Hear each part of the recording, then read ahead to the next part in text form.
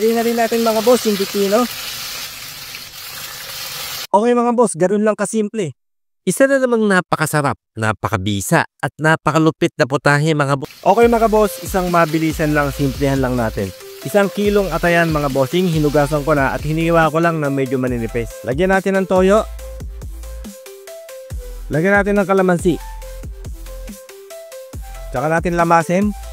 Okay mga boss, sa isang napakainit na wok, unahin na natin igisa ang sibuyas. Isunod na rin natin agad yung bawang. Siring pula mga boss para may konting sipa na anghang. At saka natin isunod mga boss yung atay na binabad natin kanina. Saka natin bigyan ng isang matinding halo mga bossing. Takpan muna natin mga bossing. Iprito na din natin mga bossing yung walang kamatayang tokwa. Okay mga boss, goods na yan, hanguin natin. Okay mga boss, balikan natin agad at muli nating haluin. Para makasigurado tayo mga bossing na hindi ma-overcook yung ating atay, lagi nyong puputulin. Tuwing haluin nyo, lagi nyong puputulin. Pag naputol nyo siya ng malambot, tapos walang lumabas ng dugo, ibig sabihin okay na. Pero ito meron pang dugo mga bossing.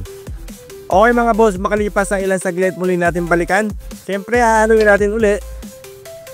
Maglalagay tayo ng 1 kutsarang star margarine, pamintang semi-durog, konting oyster sauce, maglagay din tayo mga boss. Okay mga boss, makalipas na naman ang ilang saglit, muli natin balikan. At siyempre magpuputol ulit tayo ng 1 piraso para makita natin kung may dugo pa yung loob.